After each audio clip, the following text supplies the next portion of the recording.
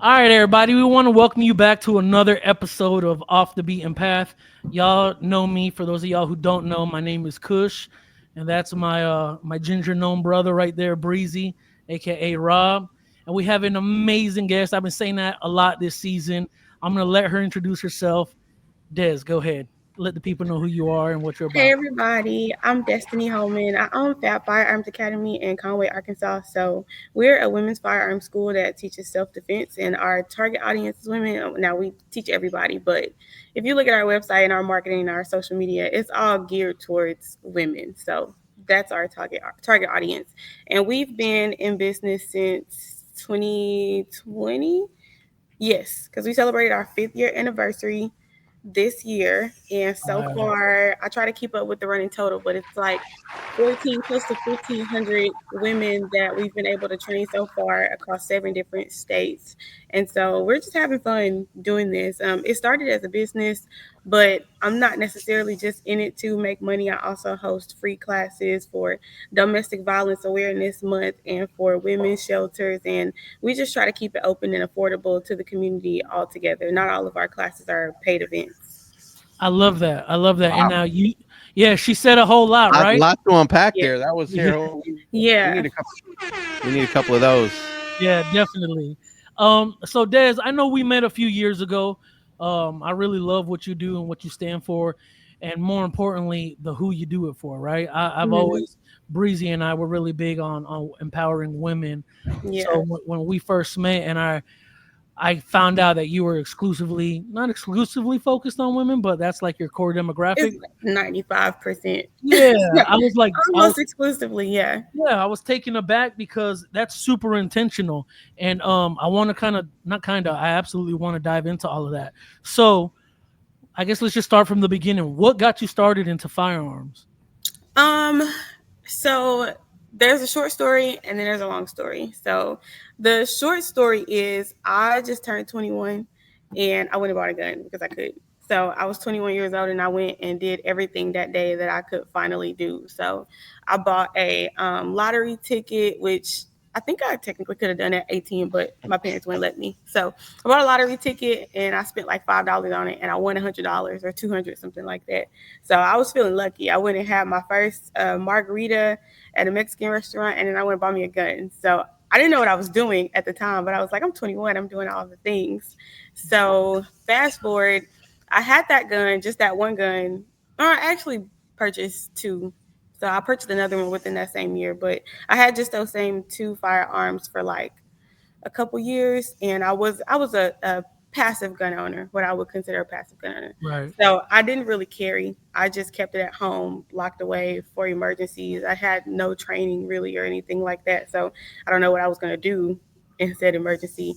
But I ended up, unfortunately, being a victim of gun violence. So I encountered a situation where I needed it and I didn't have it, or maybe it would have been useful to have. I don't know, but it was pretty much like a just a random drive-by shooting that I was not the target of, and actually nobody I was with was the target of. I was just out with some friends or whatever, and like the guys even got out the car and approached the parking lot, but they ended up turning around and leaving. So I'm like, what if they would have kept coming?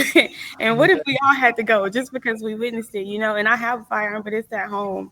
And so one person ended up being shot, but they survived. I was not harmed miraculously because I was the only one standing outside. Everyone else was in the building, and the bullets were coming through the window. Wow.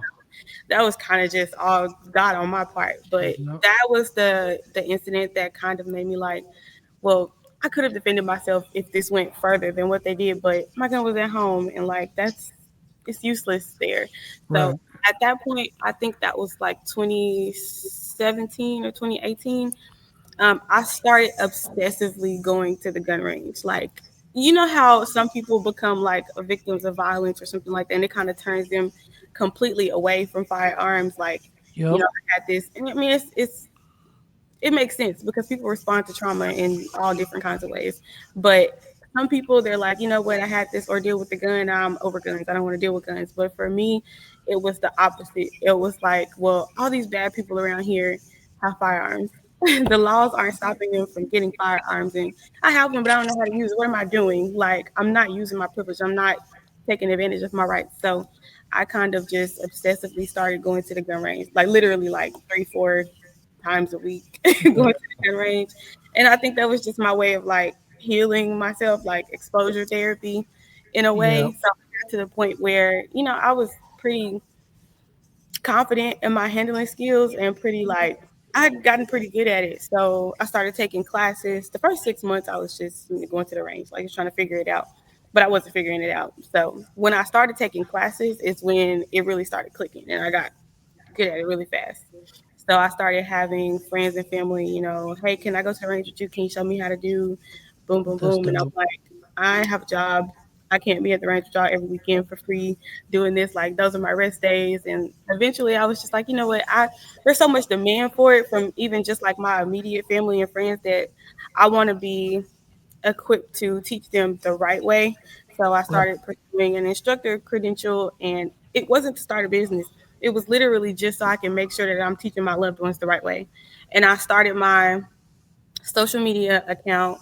I didn't really have socials before then, but I started my social media account and I was just posting. My page was private. I was just posting tips and stuff for my family and friends. And they Yep. were like, make this public, make this public. So I made a few videos public and they like blew up.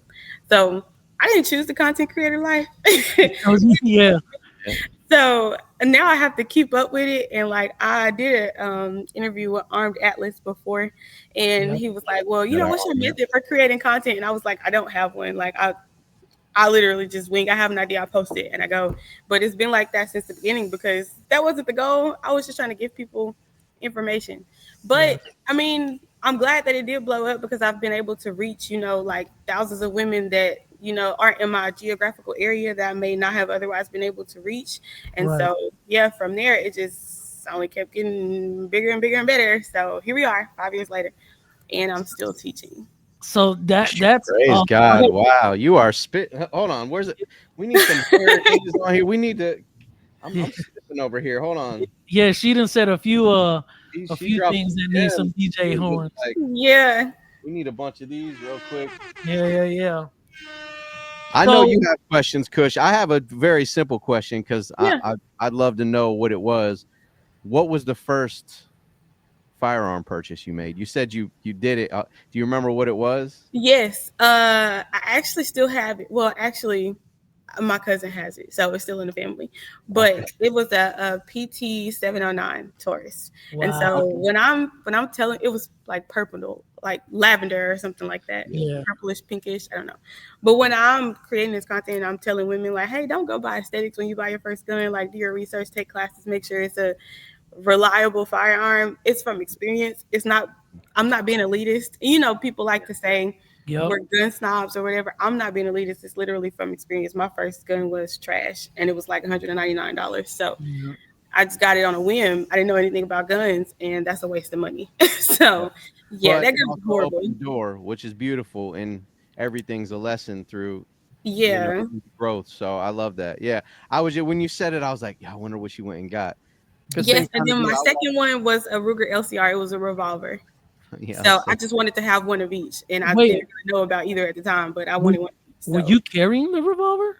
no, mm-mm. Oh, okay. So not at that time. Later, like once I got comfortable, I carried it sometimes, but I really prefer semi-automatic. So Yeah, not that's cool. same. Yeah. Single stack or double stack? my first one or what I prefer, What you prefer? double stack for Let's sure. go. I think Yeah. yeah. Well, real quick, shout out to our boy Aaron, Armed Atlas. Yeah. He's doing some real dope stuff in the space as well. And Yeah. Had him on in season one. And yeah, also, yeah, want to. But you said something else. I'll let Kush jump in. I want to ask you about that you Okay. brought up because we're big on faith, and I heard you say God. You know, Mm-hmm. it was divine intervention that I wasn't harmed in the situation. So I'd Feels like, like it. yeah, Yeah. yeah, I'd also like to ask you about that. But go ahead, Kush.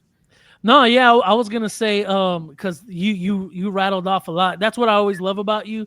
You're very Yeah. forthcoming with information, Yeah, and you're very transparent, and I love that.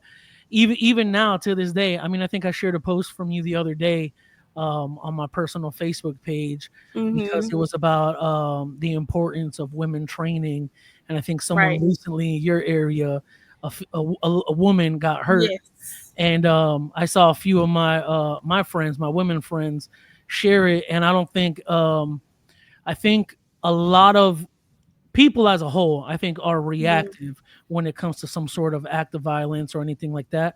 I don't Yeah. think anyone really prepares. We had a guest on our first season. I think it might have been Kenzie when she was like, I wanted to be proactive and make sure Mhm. if somebody comes into the house that I live in, I'm prepared to handle that situation. Right.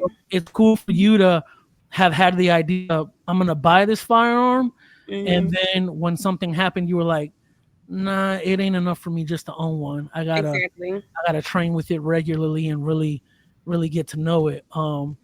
So yeah, hats off to you for that, because that's dope, and I know that immediately affects your circle around you, right?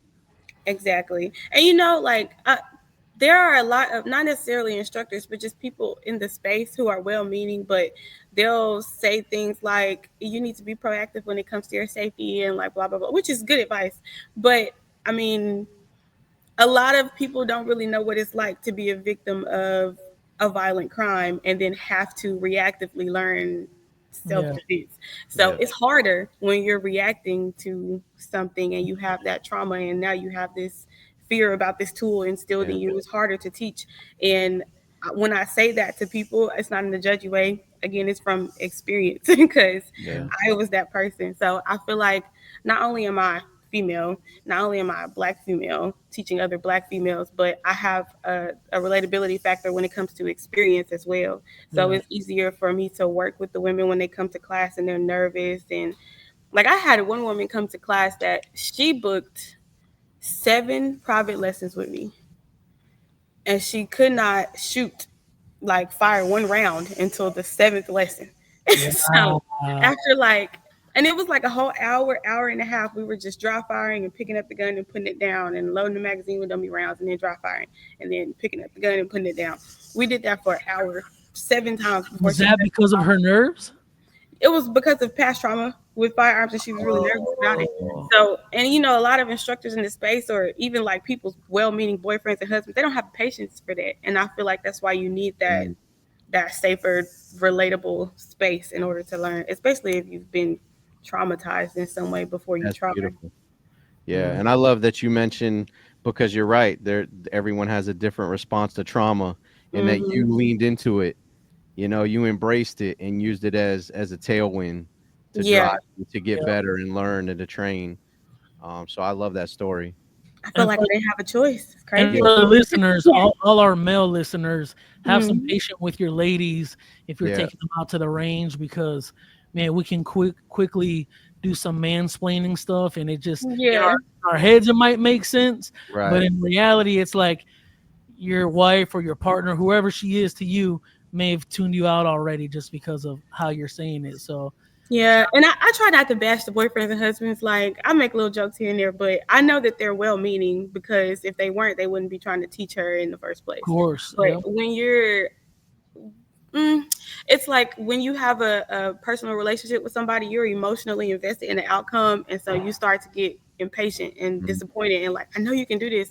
And that doesn't feel good to somebody who's literally trying their best and they can't do it. So I feel like that's why, for that reason alone, is why you should send them to a professional. And if Yeah. you can, somebody that can relate to more so that you don't, unintentionally discourage them when you're trying to help Now, them. something else that I wanted to you just kind of said it like as you were doing your intro, but I think it's something Hmm. big. You and your folks at the academy at Fab Firearms Academy have trained close to 1,500 women. Hmm. That's fire. And how much time was that? That was over the last 4 or 5 years or 4 years 4 years? because like 4 and a quarter because I taught my first class in September of 2020, so it was late in the year, so over the last like 4 years or so. Wow, that's dope. That's really dope. That's Breeze, give amazing. me a DJ horn for that, Yeah, bro. yeah. I was waiting for there it is to pop up on the screen. Oh yeah, Yeah, we'll get a few of those. you're a little delayed. Yeah, And that's yeah, all right. I try not to have like a goal number in mind because when I started out teaching, my first class was literally it was 6 people in there, and 4 of them were my relatives. So I'm Wow. like, okay, this is cool. This is a start. And then it got to the point where I was having like 20, 25, 30 people. in a class, and it was getting done, but I felt like I couldn't give my students the individual attention that they needed, especially considering like some of their backgrounds. So Yeah. I found my sweet spot, and now I don't host classes that are bigger than 12 to 15 intentionally. Like, I know it could be, but I don't want people to come to my class and feel like a number or like they can't get help when they need it because it's too busy. So I Yeah. try to keep them small now, so that number is growing, but it's growing slowly, Yeah. intentionally, because I want to be Yeah. intentional with my students. I That's love that. I'd love to know, like, out of all the classes you've done, what's like a common theme you hear, maybe like a reservation they had or something that they overcame, like something that when you crack that code and Mm-hmm. you can see it, like, oh, this was that thing that made me comfortable, or take the next step to the next level in my training. Um, a common reservation that I see would probably just be misconceptions about firearms, like altogether. So, I mean, we're in a country full of guns, but a lot of people haven't a clue like anything about how firearms work. So, Mhm. and all we have to rely on to teach us is movies, media entertainment primarily, and we know that stuff is false or not Yeah. necessarily entirely accurate in the movies. So when people come to classes, their idea about what it's like to shoot a firearm or handle a gun or even be a gun owner is negative. It's yeah. like, Mm. and in all of my classes, I ask the women at the beginning of the class. I'm like, hey, introduce yourself. Where are you from, and what do you do for a living? And I do that intentionally because I want them to be able to look around the room and see that gun owners don't look like a certain type of person. Like, we have a teacher, anesthesiologist, a librarian, a nurse, a 911 operator. Like, these aren't good old boys. These are just Yeah. regular everyday women. So that's probably the biggest reservation that I see, is that they feel like it's a bad thing to do that they're doing, and like, or that it's going to hurt them in some way, even like, because they don't have control over the gun yet. So, but the moment where it really starts to click, I think it's really important for all instructors to incorporate this in their classes, is just dry firing, literally. And people say that that's the answer to everything. Like, it almost sounds cliche, but when you let people work through the firing sequence empty without the distraction of the noise and the recoil and all of that, it clicks. So by the Mm. time that they actually fire a live round, it's like, oh, I understand the mechanism behind what I'm doing. I know the whys, and breaking everything down in, explicit detail for women, because women are very detail oriented. That helps too. So after they dry fire a few times, or even just use certain pistols, it's like, okay, you can literally see the tension leaving their shoulders if they Wow. a I certain think first or Yeah. dry fire first, instead of just handing them a gun and saying, hey, you got this, Yeah. do it, which is what a lot of, spouses do, and they don't yeah. realize that it's counterproductive. I think every guest we've had on so far has mentioned dry Dry firing firing. Yeah. Yeah. and how it Yeah. helps them. Like, one of our guests, shout out to Tess. She's an Olympic shooter, 7-time champion. She's like, I only do it 10 minutes a night. She goes, Yeah.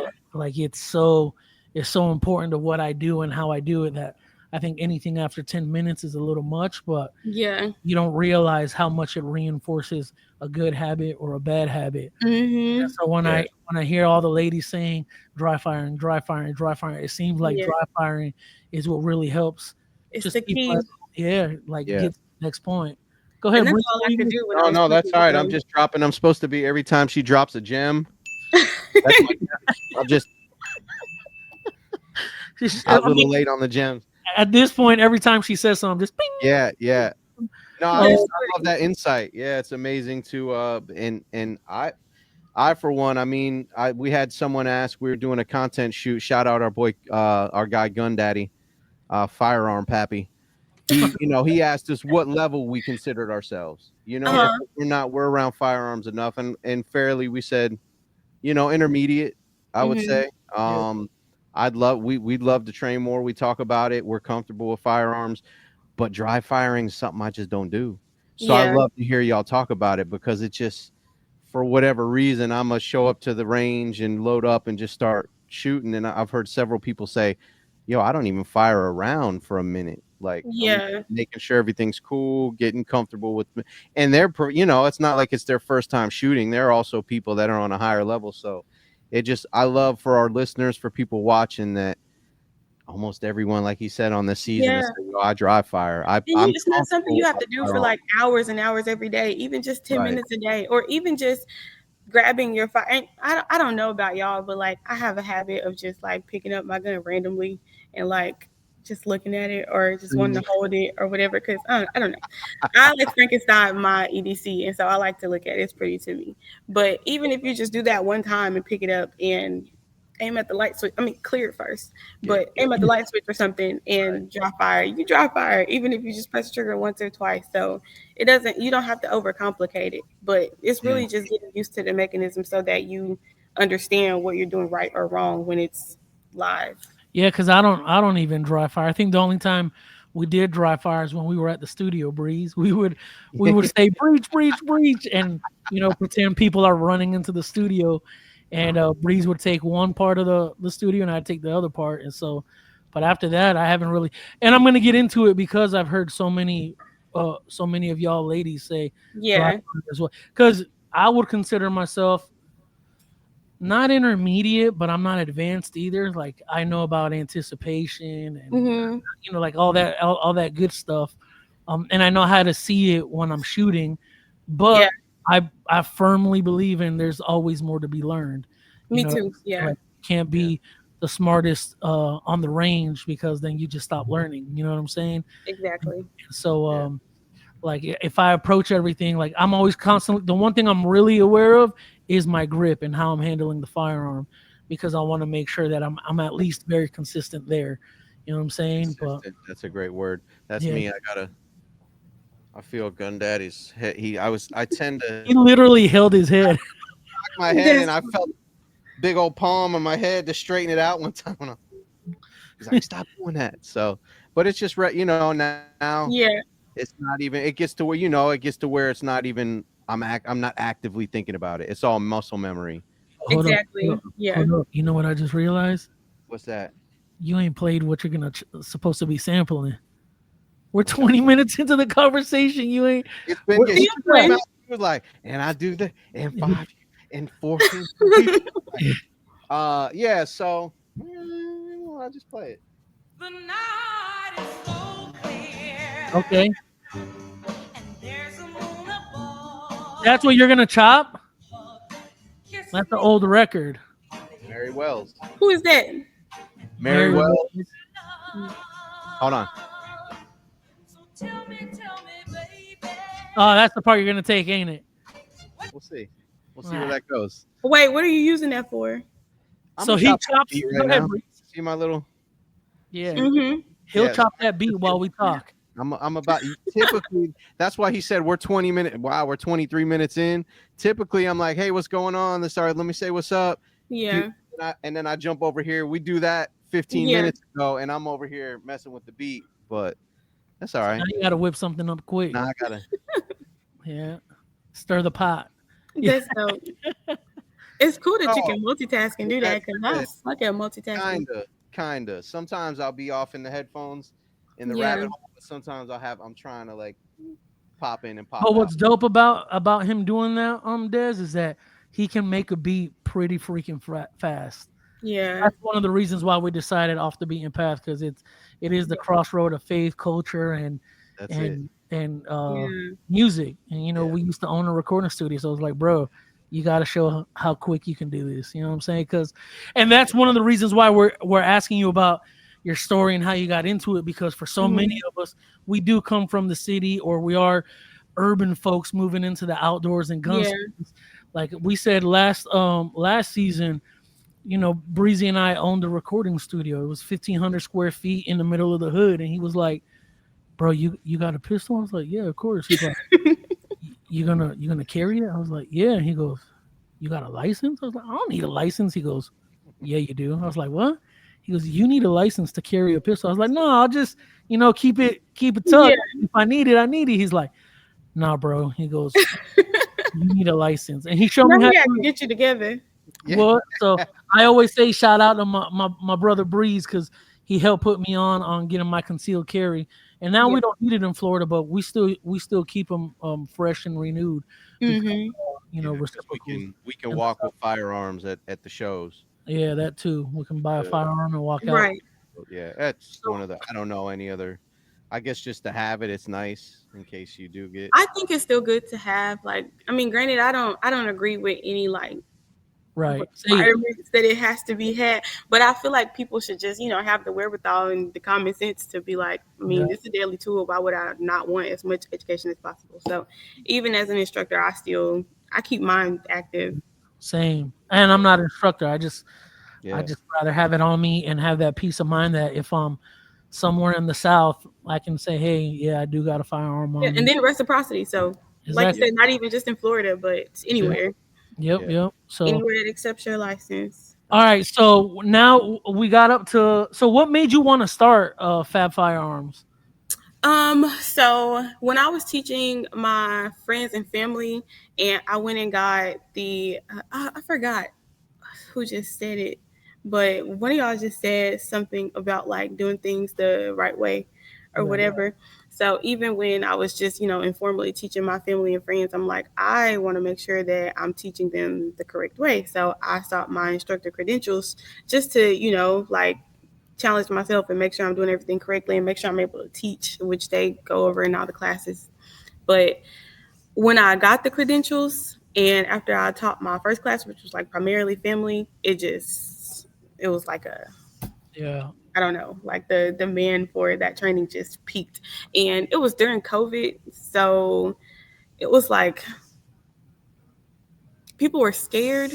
Yeah. I still to this day don't really understand what exactly people were afraid of, but Yeah. people were just, they had this like heightened sense of like panic, like constantly. So a lot of people were seeking, to purchase firearms and buying up all the ammunition and toilet paper and all this crazy stuff.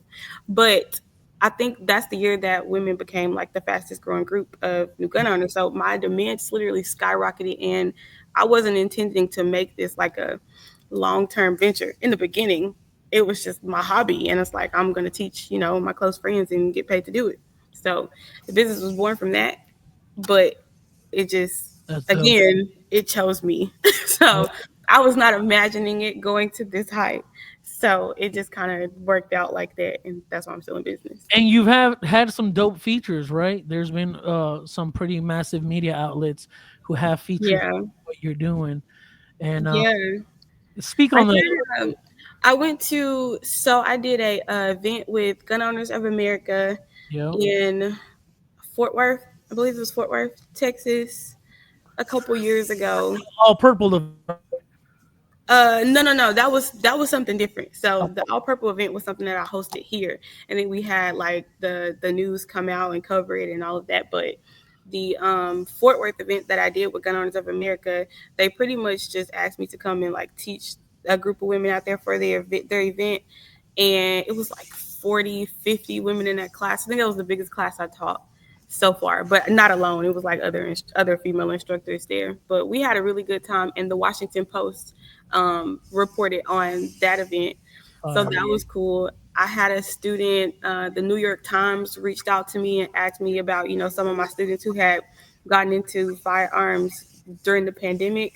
Yep. And so I gave them the contact information for this one girl. Her name is Victoria Chambers, and she's so dope. I'm actually about to bring her on to Fab Firearms Academy as an RSO.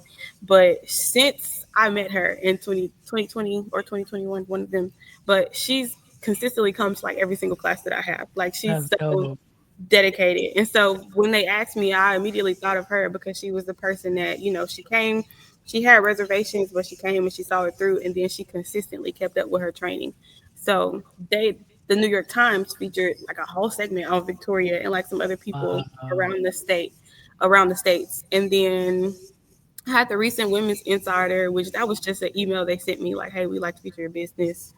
And then, of course, By the way, the local news have been to several of our classes and events. Now, the all purple thing that went like mega viral, that was ridiculous. We weren't expecting that reaction either, but we had celebrities and politicians and all types of people sharing those photos. But I did that for mm, charity. Really, it was a charitable event. Like, we didn't make any money from that event. We had charged the women, like, it was like a nominal amount of money, like $40, to come take some pretty pictures with guns and wear purple, because we were just trying to share the pictures and like bring awareness to intimate partner violence and Black femicide during Domestic Violence Awareness Month. And so the pictures were just meant to be a statement.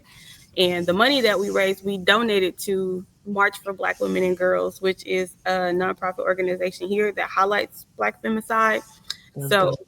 we didn't make any money off of it. We Yeah. just did it because we wanted to make a statement, and it just blew up, and it was all over the place. So I Yeah. like, everybody still sees those pictures now, and they're like, "What? I know her," or they don't realize that it's me until they find me and see my website. But yeah, that was dope, and we're gonna do it again this year. So we're actually planning it for October, which is Keep us domestic keep awareness. us in mind, because any way we can support, we will. And Yeah, if y'all want to come down and cover it, like, yeah, yeah, I'm we down. can definitely do that. But Yeah. we don't have a date yet for October, but it'll be during October. Okay.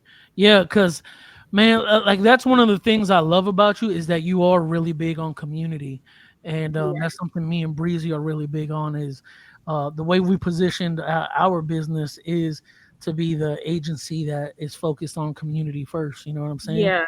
And so it's dope to see how pretty much like there's been several times I've seen you go ridiculously viral, and I'm in the background like just cheering you on because I know how, we've had this conversation a lot. It ain't no secret.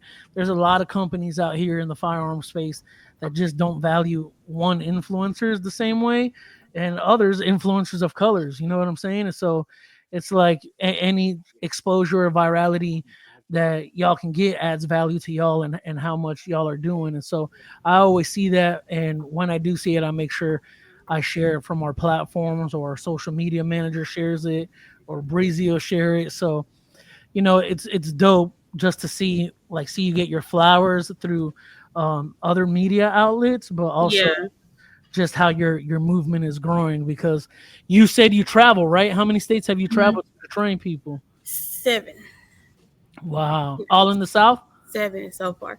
No, primarily in the South, but I've been to Pennsylvania, and that was really dope. That was the furthest that I've gone. And honestly, when I traveled and taught that class, it was an eye opener for me. I'm like, people way in Pennsylvania are like wanting to support little old me from Arkansas. Like, I thought it was really dope. But we were at I forgot the name of the range, but it was like a police pistol combat range. It was really, really nice out there.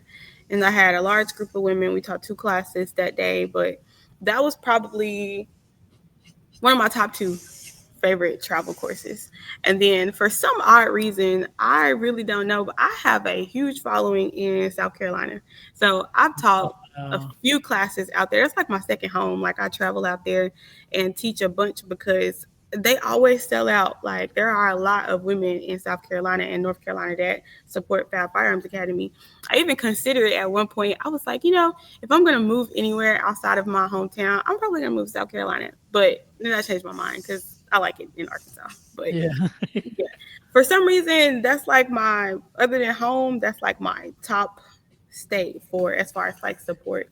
But I've been to 7 so far. I for sure would have thought you would have said Texas would have been up there.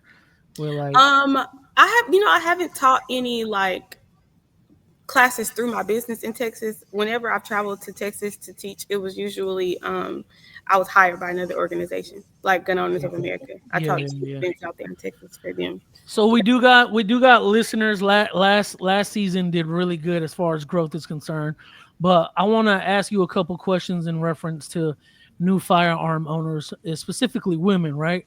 Hmm. What kind of tips or advice would you give any young ladies who are getting started? Like I know one of the most common things I see among both men and women is men think, oh, let me get my old lady a teal or a pink firearm, or let me get him a little pea shooter.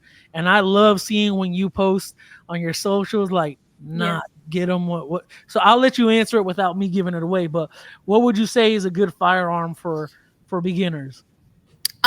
So I never answer that question because I don't know. I Yeah, don't know what's a good firearm for you. I know what was a good firearm for me, but I yeah, only knew that after I took classes. And yeah. so My advice, which is cliche and people don't like to hear it because it sounds like a roundabout answer. It's like you're avoiding the question or something. But you, first of all, just take a class. Like Yeah, that way, you know what right is supposed to look and feel like before you go shopping for a firearm. yeah, Otherwise, you're just going to spend either a little amount of money on some crap, or you're going to spend a lot of money on something that you can't return and that you hate shooting, so you're not going to train with it. So, also, I don't really. I tell the same thing to like the spouses, like husbands and boyfriends. Don't buy her a gun. Like, I mean, it's a nice thing to do. Like, hey, I saved you some money and I purchased this thing for you, but you don't want to do that because you want whatever she chooses to be a product of her preferences. yeah. So that's what you want to do. That's dope. And I agree with you. My wife, man, I love my wife. She's from South Texas, so Yeah, she's a shooter. I got to get her out shooting more because she's just dope. I love to see her when she's behind when she's behind the gun. But that leads me to a question, because we talk about the family dynamic, or even if just couples are dating or whatever, not hmm, necessarily married or whatnot. But I know you recently had a baby girl, and yes. I saw, first off, congrats to you and Big Brother Tim. But I want you to talk a little bit about your experience, because you were pregnant and still making content, and some of your content was very forward thinking in how Yeah, um, you dress and how you carry, right? And we had this conversation with Jazz. Shout out Jazz. She told me to tell you yes. what up because she I knew you. love her. I love her too. I love both of y'all. I told her, I said, you, Dez and Amber, I love y'all with everything I am. And so, shout out to y'all. But how did that change when you were pregnant? Like, how did your awareness change as a woman, one, but then two, as a mother? Um, First and foremost, if I'm being completely honest, I was miserable when I was pregnant. Not because of the pregnancy, but just because I love what I do and I literally had to stop doing it for 10 months. So Yeah, all I could do was dry fire, but because I couldn't focus on like the actual live fire aspect of what I do, I had a lot of time to just focus on the situational awareness right, aspect of everything. right. And like when so one thing that we spoke about with Jazz was like the situational awareness when you're actually having to go outside, right? Because like Yeah. for her, she told us, "Oh, I was still carrying when I was out in public pregnant, but Mhm. I had to be conscious of how I carry, where I carry, is it off Exactly. body, on body, Because you and want to protect the bump. Yeah. exactly, yeah, yeah, yeah. So can you talk a little bit about that from No, your experience? yeah, when I started showing, when I started getting big, I carry usually high appendix with my comfort concealment belt. And so I could do that before because my stomach was flat. But when it started rounding out, if I do carry in that same position, it's literally sitting here, Yeah, pointed down at my belly. And I know it's in a holster and like any other time it would be pointed down towards, unsafe areas, but I just felt weird about having my muzzle oriented towards my baby bump. Like I don't yeah, know. So I stopped carrying that way, and I got a cakes concealed bag. yeah, The little purses that yeah. have been going like really viral. So I got one of those, and surprisingly, I love it. I love that bag.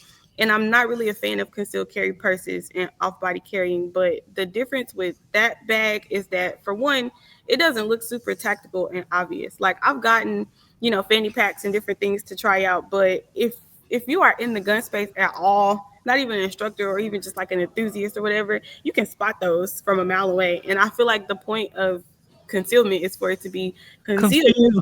incognito also, even if it's concealed, like it still needs to be, I would have never known that you had that on you type of thing. So that's why I don't really like a lot of the fanny packs. They look tactical and they Yeah, throw off my outfit too, like depending on how I'm dressed. But man. the concealed bags, they're cute. Like they just look like cute little crossbody Purses, yeah, and they're easy to deploy to like pull it down and access your firearm. So you can fit they just came out with an XL, I think. Look at me promoting them. But it just came out with an XL bag, I think. But I have the smaller one because I either carry my P365 or my Bodyguard 2.0, and that's all I need. But I actually still carry that bag sometimes, even though I'm not pregnant anymore, because it's just so convenient and like yeah. easy.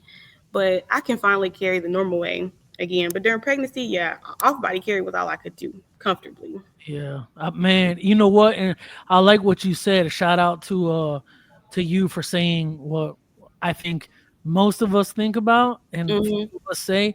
Me and Breezy have said this last season too. Is the point of concealed carry is to conceal it. So Yes. when me and Breezy, like, we still dress the way we dressed before we even Yeah. took shooting serious. But I see dudes who start training and all of a sudden now they're wearing tactical belts Tactical gear, but or it's they're like you look so obvious though. Like yeah that's not the point of or it. they have the or they have the shirts that say like don't tread on me or like Yeah. way. And I just look and I'm like, man, I literally had this conversation with Breezy and my brother. I'm like, now if things were to go sideways, who do you think everybody thinks has a gun on them first? That dude. You know Tactical what I'm saying? Tony. Yeah, tactical Tommy. Because I mean, really, you are supposed to conceal, and the point is to not let anybody know you have it on you. And to kind of touch off that, I see you got your nails done. I told Yeah.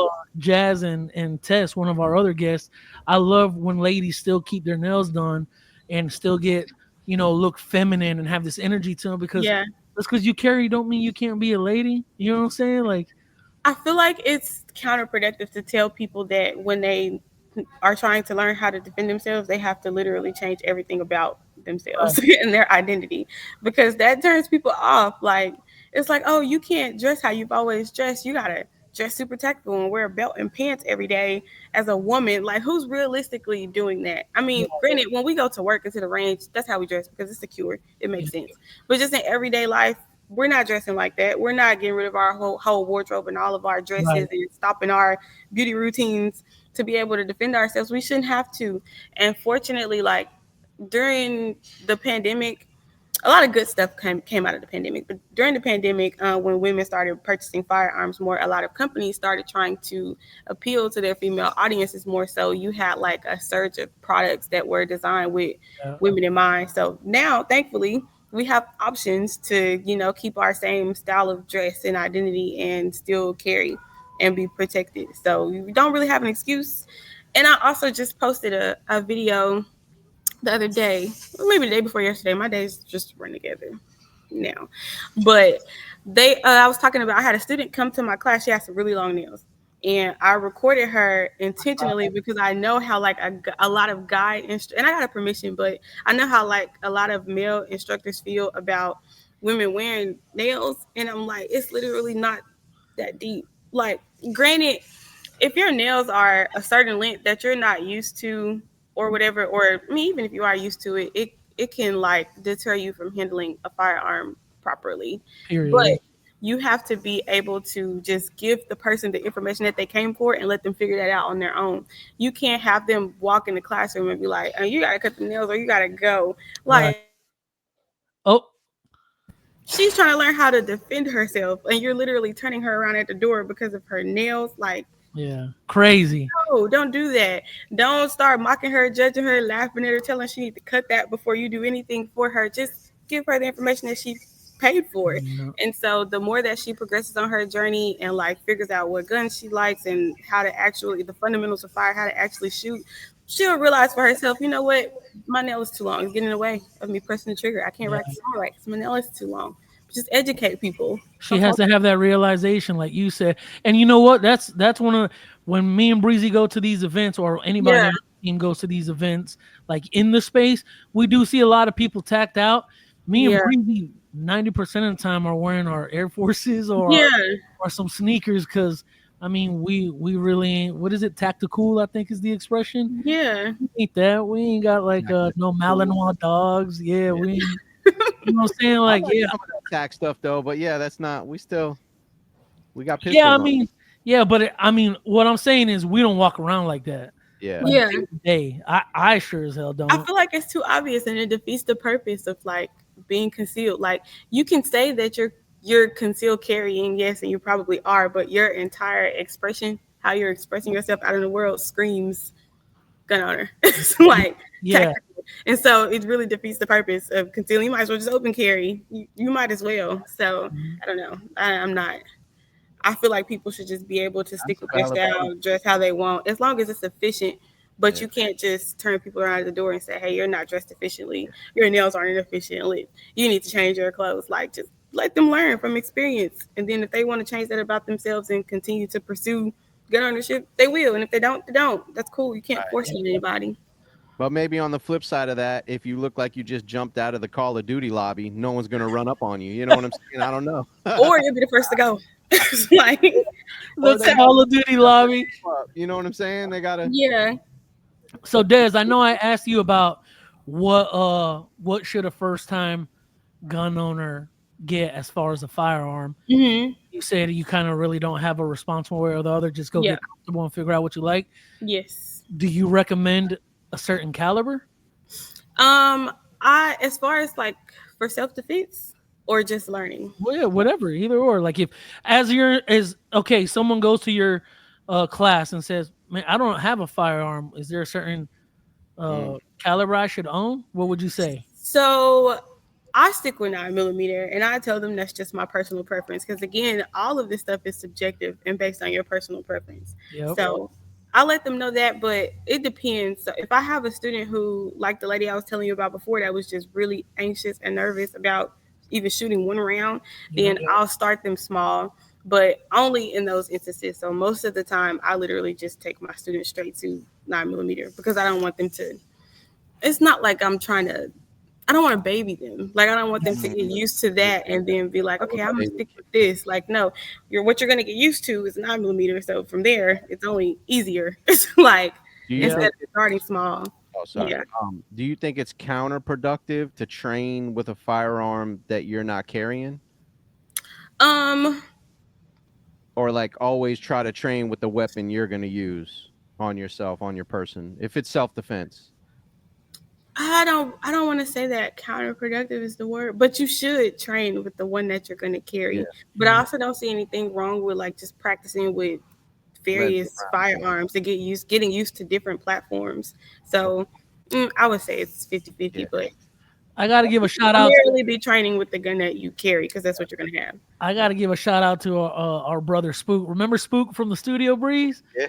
This brother, I mean, he's a young brother. He's probably, well, no, he's probably like maybe our age. We got to have him on the show one day. But man, he had 5.56, 2.23, Yeah. 300 blackout, and he came into the studio one day and he was like, "Kush." I was like, "Yo, what up?" He's like, "Man, big dog, I think I'm gonna just get rid of all my calibers and just go everything 9 and do PCC."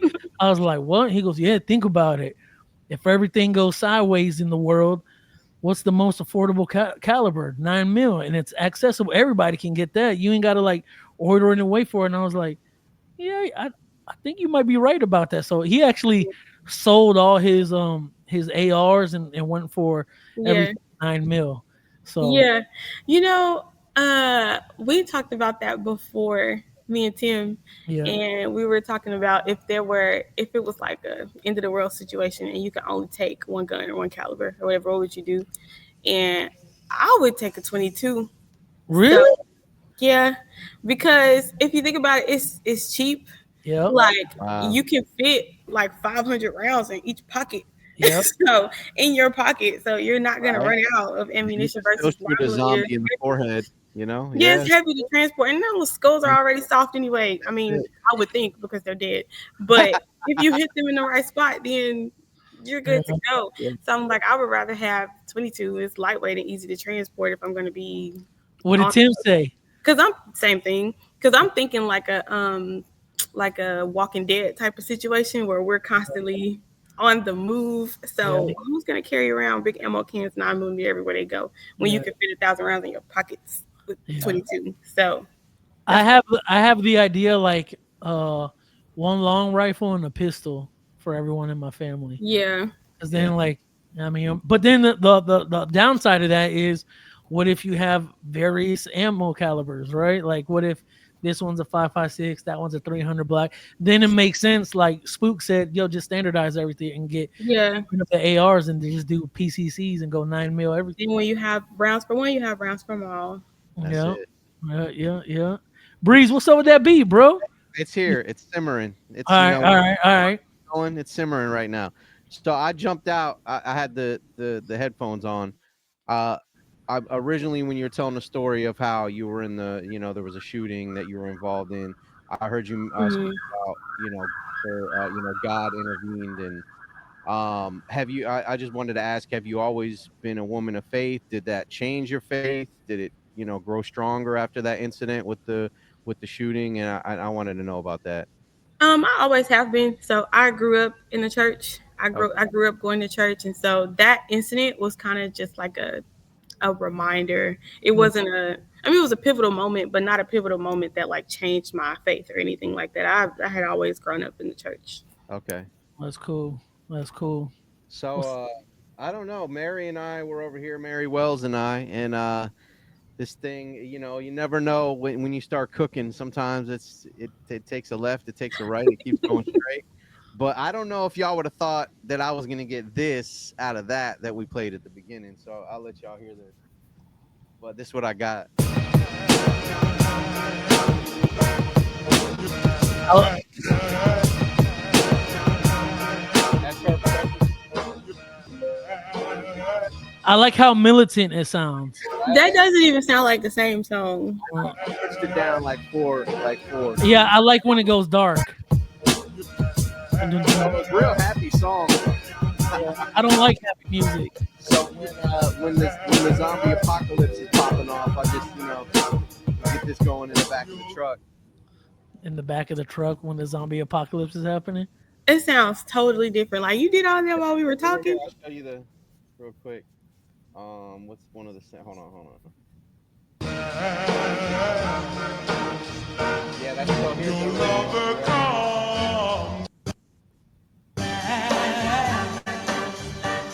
Your lover comes. That's cool. You're a nerd, bro. You're a nerd. Nah, I like how dark the sample is. I I usually knew don't you would. like. Yeah. I don't like. I usually don't like happy music Yeah. unless it's like reggae. So, Yeah. but That's, yeah, Des. I know we coming up on an hour. Uh, mhm. I wanted. I don't know, Breeze. You got any other questions you want to ask? Thank you. I trust that you covered everything I was wondering about. We thank you for your time. Did y'all talk about where to find you, like where everyone can find you online? No, go ahead. Yeah, Jump into it. I can do that. All right. So on Instagram, Facebook, Twitter, X, and TikTok, my name is the same on all the platforms. It's Nina De La Flores. So there's a story behind that name, but it's NinaDeLaFlores. Nina De La Flores. So when I first, like I was saying, when I first started my social media pages or whatever, it wasn't intended to be a business account. So I literally just made that my username because my mom used to call me her flower child, her special kid. So the flower child in English was not available, so I just put in a different language, and that's where that name came from. So, but as my business grew, it just kind of stuck, and people started calling me Nina, like as a moniker for like 9 millimeter, and then I mean, it kind of made sense. Yeah, So when it got to a point where my page was so big, I was like, it makes no sense to change my name because then I'm going to have to rebrand all over everything. again. Yeah, So now I just go by Nina. I mean, my name is Destiny, but people call me Nina. That's my nickname in the industry. So yeah. that's my social media account. That's what I called you. Remember the first time I was like, "Are you Dominican?" And you were like, "What?" I was like, No. "Della Flores." And you're like, "No." And she gave me the whole story. But it's No. dope because look, you're sitting in front of a flower painting. So Yeah. yeah, Oh yeah, and it's if pretty you too. realize that, yeah. I didn't even So think Des, about thank you. We appreciate you having this conversation with us. We're excited. Are you going to be at Shot Show this year? I plan on it. Yes, Okay. so I didn't get to go last year. So yes. Hey Bree, she's planning a shoot in October. I'm gonna talk to her about that. See if we can make her way up Yeah. because we're in Florida. So, Yep. yeah. Shout out to you. Shout out to your movement. We love what you're doing. Thanks for having the conversation with us. Thank you. And yeah, man. Thanks for tuning in to another episode. And we'll talk to y'all on the next one. Bye.